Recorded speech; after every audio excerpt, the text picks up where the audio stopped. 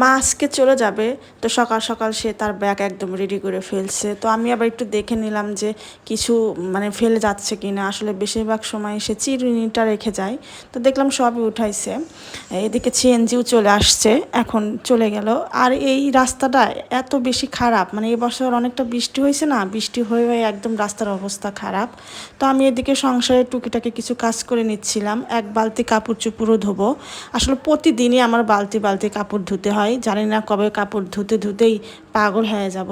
দেখতেছিলাম ছেলে টিভি দেখতেছে, তো ভাবলাম যে কিছু ফল কেটে দেই, ও বসে বসে খাবে আর টিভি দেখবে। আসলে আমি একটু বেশি করেই কাটতেছিলাম, আমিও খাবো। ওই ফল কাটার আলসেমি তার খাওয়া হয় না, তো ভাবলাম যে একটু বেশি করেই কাটি, আমি আর ছেলে দুজন একসঙ্গেই খাবো। আসলে মা অনেকটা দিন ছিল, প্রায় 7-8 দিন। তো কেন জানি না বাসাটা মানে এত বেশি ফাঁকা ফাঁকা লাগতেছে, ভালো লাগতেছে না।